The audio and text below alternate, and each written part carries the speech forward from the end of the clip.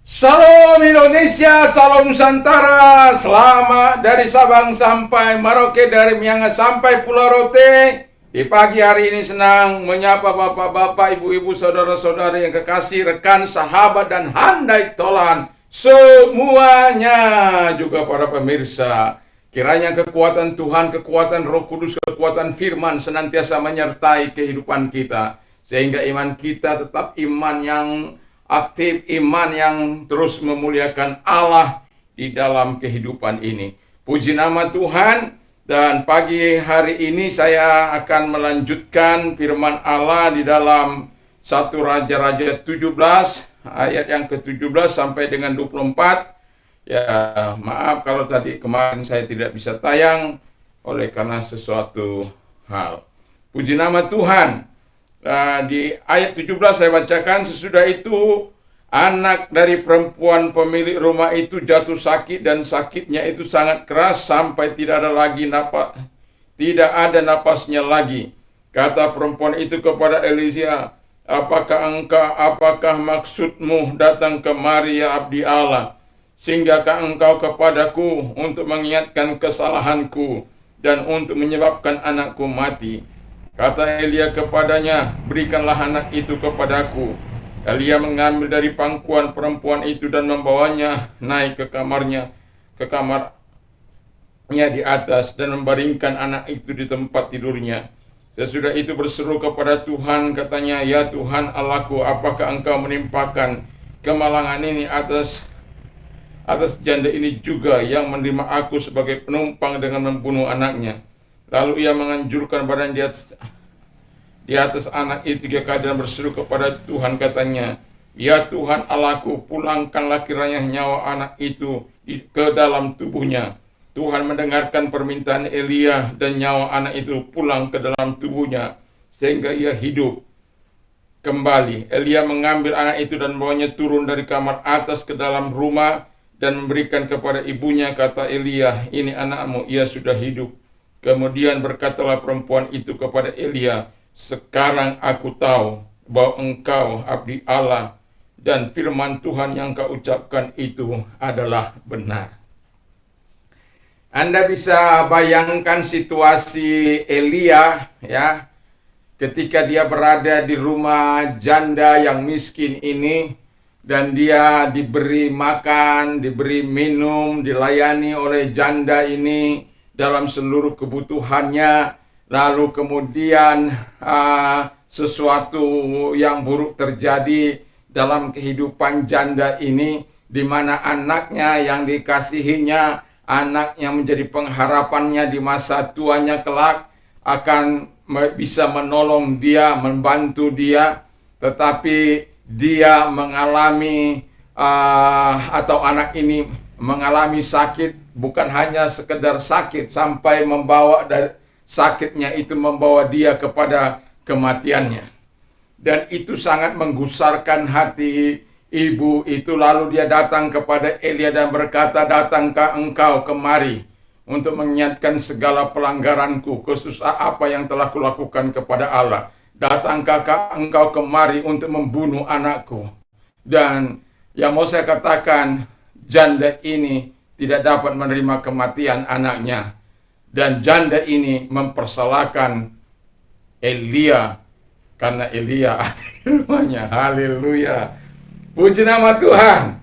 Lalu bagaimana sikap Elia ketika dia diperhadapkan pada kenyataan di mana anak ini sudah meninggal dan dia dipersalahkan dalam kasus ini? Dan mari kita lihat apa tindakan dari Elia.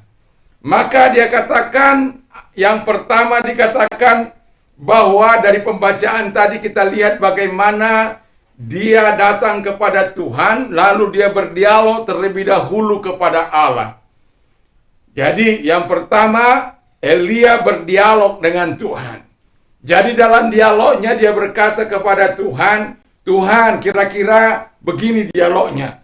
Yang boleh saya katakan, saya terjemahkan di dalam kehidupan sehari-hari kita. Tuhan, masakan engkau mengambil nyawa anak ini setelah ibu dari anak ini memberikan aku makan selama beberapa waktu? Bukankah Tuhan yang menyuruh aku ke tempat ini? Bukankah Tuhan yang menyuruh aku datang ke rumah janda ini? Bukankah Engkau yang menyatakannya semua ini? Tetapi bagaimana sikapku terhadap orang ini, yang dimana anak satu-satunya yang dikasihinya telah kehilangan nyawanya. Dia berdialog kepada Tuhan dan mengungkapkan segala argumentasinya kepada Allah. Lalu ketika dia mengucapkan itu kepada Allah, karena dia tahu bahwa kehadirannya ke tempat itu atau ke rumah janda itu bukanlah atas kehendak dari ini si Elia. Makanya dia kembalikan perkataan ibu itu kepada Tuhan juga. Kan engkau yang menyuruh aku datang kemari. Tetapi yang mau saya katakan adalah, dia tidak hanya sekedar berdialog menyampaikan semua unek-uneknya kepada Allah, lalu berdiam. Kan banyak kali kita kadangkala menyampaikan keluh kesah kita kepada Allah, situasi kita yang sulit, situasi kita yang tidak mungkin, menantang ketidakmungkinan, itu seolah-olah tidak akan mungkin kita lakukan. Menantang ketidakmungkinan menjadi supaya mungkin, itu bukan ada di benak kita. Kadangkala kita melupakan keperkasaan Allah, melupakan kedahsyatan Allah. Kita hanya tinggal berargumen kepada Allah, berdialog kepada Allah, lalu tiba pada kesimpulan mempersalahkan Allah. Tetapi di sini kita lihat bagaimana dialog dari Elia dengan Tuhan. Dia tidak mempermasalahkan, dia tidak menyalahkan Tuhan. Cuma dia mengungkapkan apa yang menjadi keluh kesahnya, apa yang menjadi attentionnya, apa yang menjadi keluh kesah dari ibu juga, ibu yang meninggal ini juga disampaikan. Lalu yang kedua yang dilakukan oleh Elia adalah bahwa Elia berdoa kepada Tuhan. Ketika dia sudah menyampaikan segala unek-uneknya, segala persoalannya, masalahnya adalah apa yang diharapkan oleh Elia dari peristiwa itu. Nah, dengan jelas dikatakan oleh Alkitab bahwa Elia ingin nyawa anak itu kembali kepada tubuh anak itu. Itu sebabnya dia berdoa kepada Allah. Jadi kalau Anda mengalami situasi yang sulit, situasi yang tidak terkendali, situasi yang mungkin tidak akan bisa Anda selesaikan dengan kekuatan Anda, masih ada hal-hal yang bisa Anda harapkan dari Tuhan, di mana ketika Anda menantang ketidakmungkinan itu, Anda akan melihat kuasa Allah. Anda akan melihat kebaikan Allah ketika Anda mau berdoa kepada Allah. Banyak kali orang mengatakan bahwa Pak Pendeta, tolong saya doakan ini dan itu. Saya masih mengingat seseorang berkata, Pak Pendeta tolong, lalu nanti kalau kadang-kadang lucu juga gitu loh. Pak Pendeta tolong ini doakan saya, nanti kalau Tuhan jawab ini maka ya motor dikasih. Saya sih tidak melihat motornya, tapi karena orang ini meminta, saya hanya bilang begini kepada Tuhan. Tuhan, apa yang menjadi pergumulannya? Jawab saja Tuhan. Karena kami tahu bahwa saya tahu bahwa Tuhan adalah Allah yang menjawab doa. Allah yang mendengarkan doa setiap orang.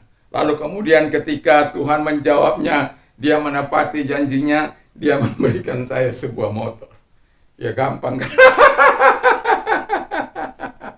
Tapi jangan pernah menjual kasih karunia Tuhan. Jangan pernah menjual anugerah Allah. Jangan pernah.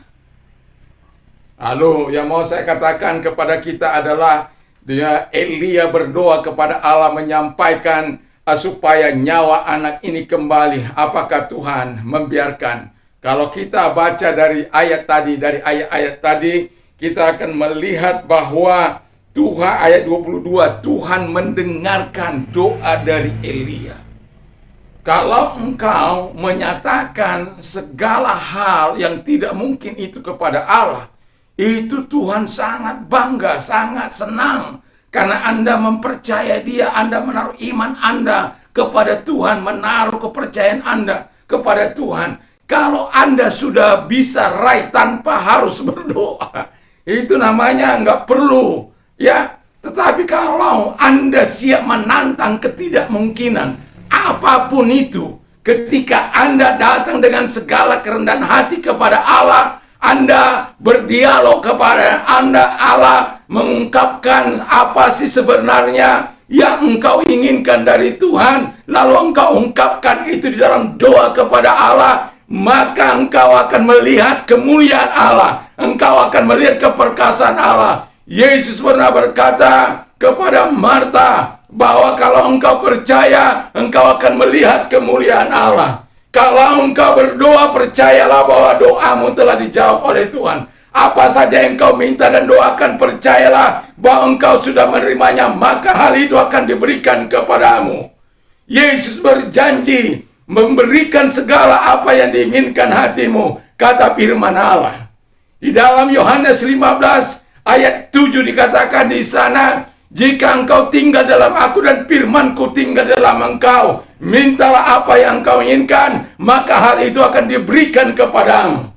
Tuhan berjanji dan Dia akan menepati janjinya. Tuhan yang berfirman akan menggenapi firman-Nya bagi setiap orang yang percaya kepadanya. Tuhan tidak akan pernah ingkar janji kepada orang-orang yang siap menantang ketidakmungkinan. Karena Tuhan sangat menyukai orang-orang yang menantang ketidakmungkinan itu menjadi mungkin.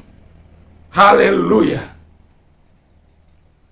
Saya sebenarnya hari-hari ini mengapa saya menggoncangkan situasi dan kondisi, mengatakan menantang ketidakmungkinan. Saya juga sedang menantang ketidakmungkinan. Mungkin saya sudah katakan kepada Tuhan secara keadaan saya tidak akan mungkin bisa memilikinya Tuhan. Tapi saya tetap percaya saya memilikinya, saya mempunyainya. Karena di sebelah saya dijual dan saya berkata, saya memang tidak punya kekuatan, tetapi hari-hari ini saya katakan kembali kepada Tuhan, saya memang tidak punya kekuatan untuk memilikinya. Saya tidak punya uang yang bisa untuk membelinya. Tidak punya kekuatan. Tetapi saya percaya kepada Tuhan bahwa Tuhan mampu mengadakan yang tidak ada menjadi ada. Emas dan perak Tuhan punya. Saya mengingat segala hal yang Tuhan telah pernah lakukan dalam kehidupan saya. Bahwa Tuhan mampu menyediakan yang tidak ada menjadi ada. Tuhan mampu menyediakan hal yang kita butuhkan ketika kita mau menantang ketidakmungkinan. Dan banyak kali saya sudah mengalami hal yang baik. Hari-hari ini Tuhan mengingatkan saya untuk menantang kembali ketidakmungkinan itu. Itu sebabnya dalam beberapa hari saya membawakan renungan firman Allah dan menyampaikan firman Allah itu bukan tanpa alasan. Karena saya sendiri sedang menantang ketidakmungkinan. Apa yang tidak mungkin saya raih dalam nama Yesus, saya akan raih dalam nama Yesus. Dan permohonan itu saya naikkan kepada Allah. Apa yang tidak mungkin akan menjadi mungkin bagi orang-orang percaya. Bagi orang-orang yang mempercayakan kehidupannya kepada Allah, yang menaruh imannya kepada Allah. Memang belum saya nikmati, tapi saya percaya. Itu sebabnya ketika saya menyampaikan firman menantang ketidakmungkinan beberapa kali ini, itu sedang membangun diri saya sendiri, sedang membangun keyakinan saya kembali kepada Allah, kepada hal-hal yang tidak mungkin. Karena hari-hari ini saya katakan kepada Tuhan bahwa bersama dengan Allah kami lakukan perkara-perkara yang besar. Jadi yakini Allah mampu menolong engkau. Yakini Allah mampu menjawab hal yang tidak mungkin kau raih. Bersama dengan Allah engkau akan raih. Bersama dengan kekuatan akan engkau raih. Dan apa yang tidak mungkin akan dimungkinkan oleh Tuhan. kalau saja engkau percaya. Hari-hari ini saya menggunakan waktu-waktu saya untuk berseru kepada Allah. Bahkan kemarin saya menggunakan hari-hari saya begitu panjang untuk bersama dengan Allah. Dan saya mau katakan kepada kita, apa yang tidak mungkin menjadi mungkin. Apa yang tidak mungkin bagi saya, tetapi saya meyakini firman Allah, mempercayai firman Allah, mempercayai janji Allah, bahwa segala sesuatu mungkin bagi orang percaya. Dan saya yakin dan percaya itu, sekalipun saya tidak punya kekuatan untuk itu, tapi saya percaya kepada Allah. Allah Yehova Jireh bagi saya, Allah yang menyediakan semuanya. Tugas saya hanya percaya dan berdoa, berpuasa, menyampaikan permohonan itu kepada Allah, dan menyatakan segala keinginan saya kepada Allah di dalam nama Yesus. Seperti yang saya katakan ketika yang lalu, bahwa ketika mobil saya itu tidak, seolah-olah tidak ada jalan keluar, tetapi pada akhirnya sudah saya katakan, saya sudah 2 kali menolak mobil yang ditawarkan karena mereka harus menggantinya. Jadi saya yang sesuai dengan apa yang di hati saya. Artinya bahwa ketika kita datang kepada Tuhan, Allah tidak pernah bermain-main. Allah akan terus menjawab doa-doa orang yang berharap kepada Dia. Allah akan terus menjawab orang-orang yang percaya kepada Tuhan. Dan itulah sebabnya saya mau katakan kepada kita, teruslah berdoa sampai Tuhan menjawab kebutuhanmu. Sampai engkau melihat tanda-tanda yang sudah Tuhan akan nyatakan. Kalau sudah Tuhan nyatakan tanda-tanda itu, bolehlah engkau berhenti berdoa. Tinggal engkau berkata, terima kasih Tuhan, aku tinggal menantikan hasilnya. Saya akan bersabar menantinya kapanpun itu, karena sudah jelas saya akan memperolehnya kembali. Haleluya. Dan mengenai apa yang saya katakan, mengenai permintaan saya kepada Tuhan, apa yang tidak mungkin akan menjadi mungkin. Tinggal nanti kita lihat saja bagaimana Allah menjawab segala kemungkinan itu. Karena ketika kita percaya kepada Allah, apa yang tidak mungkin akan menjadi mungkin. Yang perlu engkau sampaikan, berdialoglah kepada Allah. Apakah itu menjadi kebutuhanmu atau tidak? Saya katakan, ini menjadi kebutuhan saya Tuhan. Ini menjadi apa saya Tuhan, dan engkau menyediakannya. Saya tidak tahu bagaimana caranya Tuhan. Biar Tuhan saja yang pusing, gak usah kau pusing. Tidak usah engkau yang pusing. Biar Tuhan yang pusing kalau Tuhan bisa pusing. Tapi Tuhan tidak akan pernah pusing. Tuhan tidak akan pernah menyerah. Tuhan tidak akan pernah katakan, Simon aku tidak punya. Tidak akan pernah. Tuhan akan senantiasa mendengarkan orang-orang yang mau berdoa kepada Dia. Jadi nyatakan segala keinginanmu dan doa dan permohonan dengan ucapan syukur. Maka engkau akan melihat. Sudah saya katakan, sering kali saya katakan, 4 hal kunci menerima segala kebaikan Tuhan. Yang pertama adalah engkau hidup taat kepada Tuhan. Yang kedua adalah berdoa, menyatakan permohonan kepada Tuhan. Minta kepada Tuhan. Minta, engkau akan menerima. Cari, bakal engkau akan mendapat. Ketuk, maka pintu akan dibukakan bagimu. Setiap orang yang meminta menerimanya. Setiap orang. Bukan hanya Simon, bukan hanya seseorang, tapi setiap orang. Kalau engkau masih dikatakan setiap orang, jadi kalau engkau setiap pribadi yang meminta kepada Tuhan, maka akan Tuhan berikan. Lalu percaya. Jangan berdoa nggak percaya. Ada orang berdoa nggak percaya. Udah kau minta, percaya. Lalu ketika bersyukur, katakan terima kasih saya sudah menerimanya. Maka engkau akan melihat tahun-tahun pelayanan saya di negeri ini, banyak tangisan dan air mata, banyak kesusahan. Tapi yang saya lihat adalah tetap ada pemeliharaan Allah di dalam, karena Dia adalah Allah yang hidup.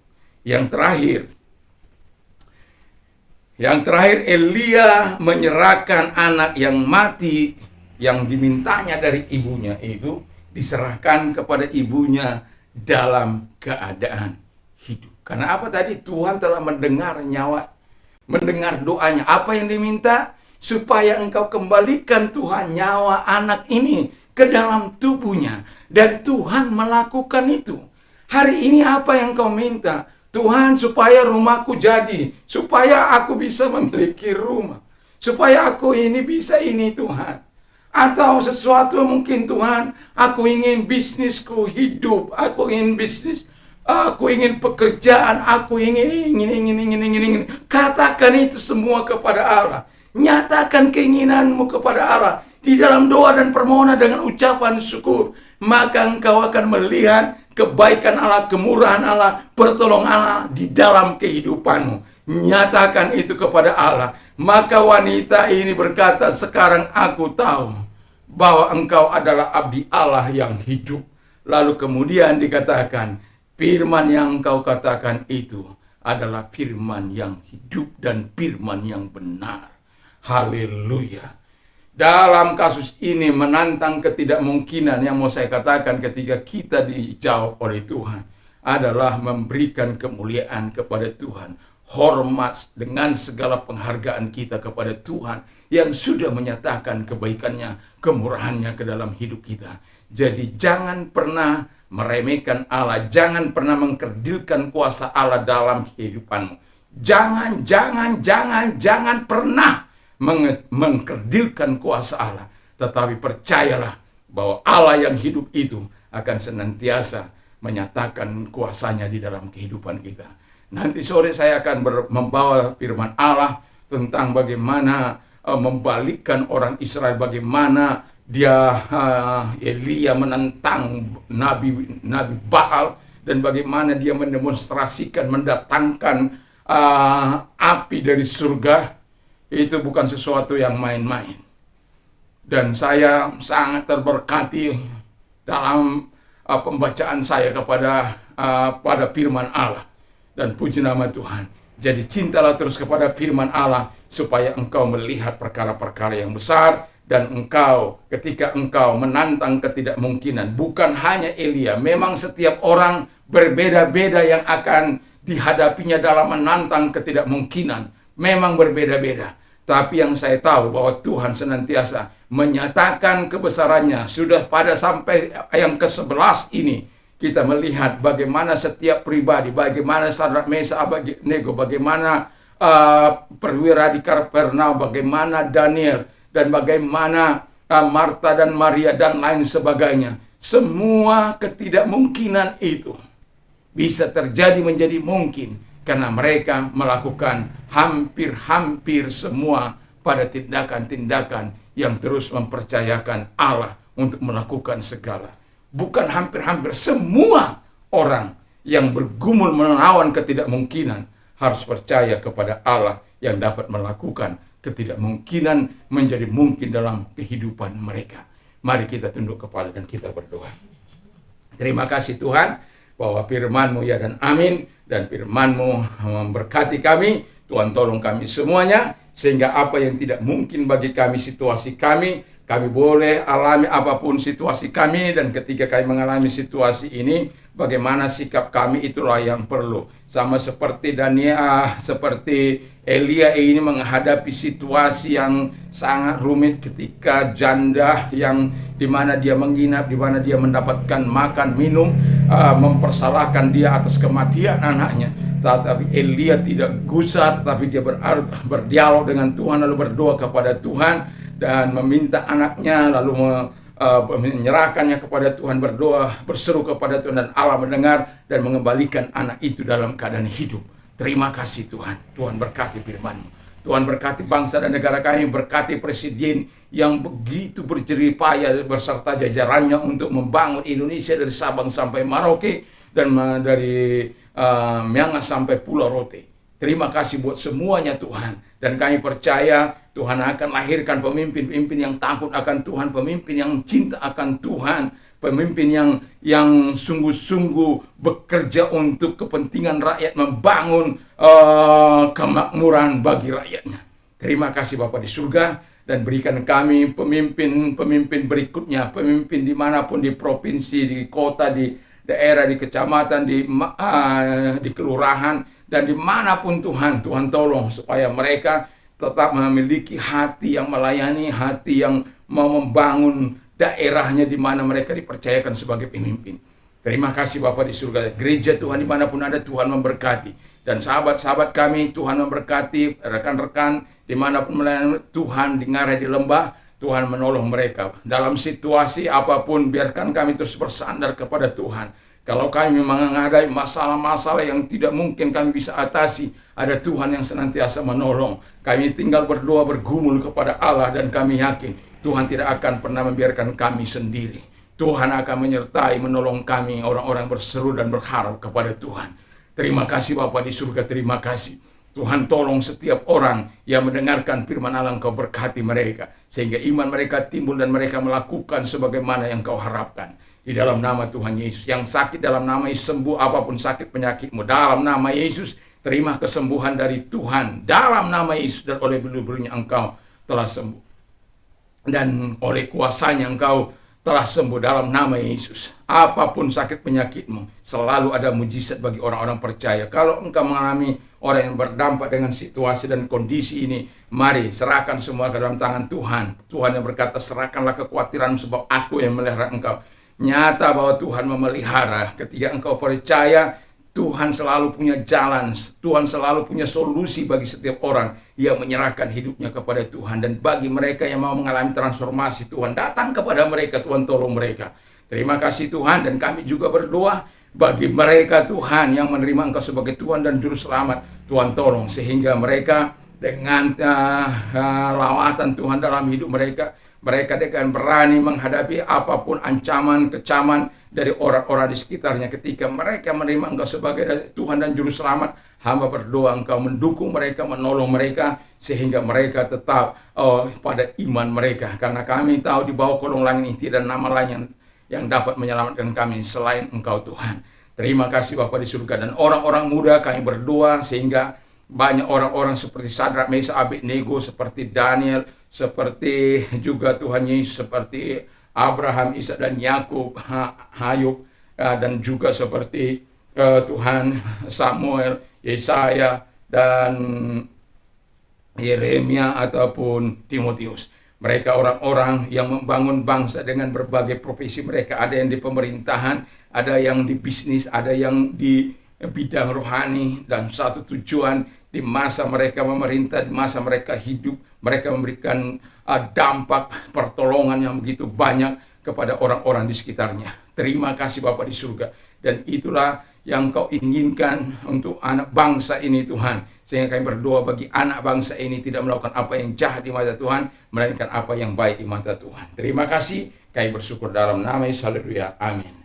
Puji nama Tuhan. Kalau Anda mau beraktivitas di pagi ini, jangan lupa untuk